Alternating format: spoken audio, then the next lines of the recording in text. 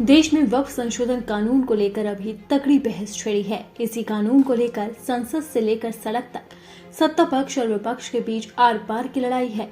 लेकिन ये लड़ाई अब सुप्रीम कोर्ट तक आ गई है, जिसके बाद नया कानूनी दांवपेच शुरू हो गया।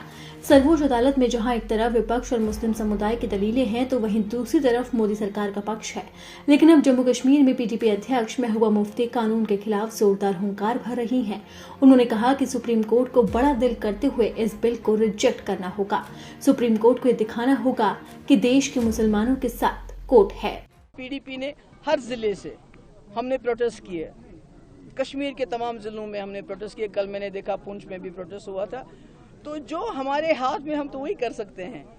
हमारे पास तो इतने एमएलए नहीं है कि हम असेंबली में जबरदस्ती किसी भी तरीके से रेजोल्यूशन ला सके।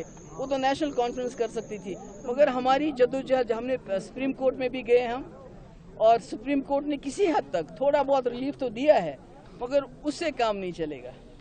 सुप्रीम कोर्ट को बड़ा दिल करके मुसलमानों के जज्बात की कदर करते हुए मुझे लगता है इस मुल्क को इकट्ठा रखने के लिए, क्योंकि मुसलमान एक गांठ है जो इस मुल्क के ताने बाने को इकट्ठा रखता है, तो उसको नजर में रखते हुए इस बिल को रिजेक्ट करना पड़ेगा। पीडीपी प्रमुख महबूबा मुफ्ती ने कहा कि अगर हमारे पास विधायक होते तो हम इस बिल को जम्मू कश्मीर में लागू नहीं होने देते। नेशनल कॉन्फ्रेंस को भी विधानसभा में इसके खिलाफ कार्य करना चाहिए। पीडीपी ने हर जिले में विरोध प्रदर्शन किया। हमने कश्मीर के सभी जिलों में इसे लेकर विरोध किया।